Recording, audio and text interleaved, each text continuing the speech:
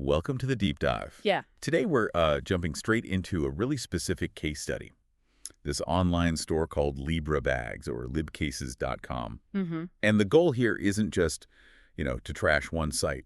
It's about using this example to pull out those universal red flags, Mm-hmm. the things you need to spot on potentially shady e-commerce sites. Yeah, and it's a good one to look at because, like the source material points out, it looks pretty slick at first glance. Right. Sleek and polished is the phrase used. They sell handbags, iPhone cases, stuff people want. It's got that initial curb appeal, makes it kind of lower your guard. Okay, let's get right into the pressure cooker tactics then, because the main hook seems to be the first huge warning sign. You hit the site and bam, big banner, 50% off everything, plus free delivery. Yep. And it always says flash sale ends today. The prices just seem, well, almost too good to be true. And that's where the analysis gets interesting. See, real flash sales, legitimate ones, they have actual deadlines. They're temporary. Sure. But the investigation here found that this sale, it just runs constantly, never ends. It's described as a classic tactic, really. Pure psychological pressure to get you buying fast, without thinking twice. Okay, but hold on. If it runs constantly, wouldn't savvy shoppers like you listening see right through that? It feels obviously fake after a while. You'd think so, but it plays on that FOMO, the fear of missing out. Even if the timer just resets every day, that immediate ends today creates urgency.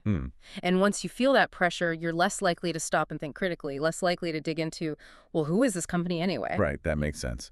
And that leads perfectly into the next big problem area. The structure, the transparency, or lack thereof. We've talked pressure. Now, what about the basic business info? What's missing that legit sites usually have? Well, this shifts us towards trust and transparency. Reputable online stores, they provide clear company details. A business registration, a physical address you can verify, decent customer support So channels. that's if you expect to see. Exactly. And on Libra bags, this kind of crucial information is noted as missing or very limited. Big gap there if you don't know who you're actually buying from. Then who do you go to if something goes wrong? Precisely. There's no real accountability baked in. Okay, and this is where it gets really interesting for me. Yeah. The review situation. The source mentioned some people did get items. So it's not necessarily a total ghost operation where they just take your money. Correct. It's not black and white like that. Some orders seem to be fulfilled. And this is the kicker. There's a real lack of consistent, reliable reviews on independent sites. We're talking about places like Trustpilot. Yeah, those third-party platforms are key. Without that independent feedback, it's incredibly hard for you, the potential customer, to gauge the actual quality, the shipping times, the reliability over the long haul. So it's kind of a black box beyond their own site testimonials, Yeah. which you can't always trust. Exactly. So if we pull back and look at the whole picture, the source concludes this site, Libra Bags, kind of sits in a gray area. Gray area. Okay.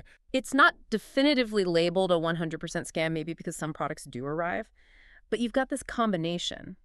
The endless high-pressure sales, Right. the serious lack of corporate transparency, the missing independent proof through reviews, all these things together, they create what we could call a risk stack. Each one adds a layer of risk. Okay, so the big takeaway for you listening isn't just that old saying, if it looks too good to be true, it probably is, although that's often right. Right.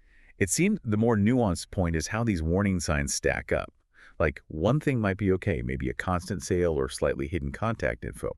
But when you see both, that perpetual sale plus no clear address, that combination signals a much bigger potential problem. That's the critical insight. That accumulation of risk should make you pause, proceed with extreme caution, or maybe just shop elsewhere. So let's recap the key red flags we've identified here. Those never-ending flash sales are about pressure, not real scarcity. Yep.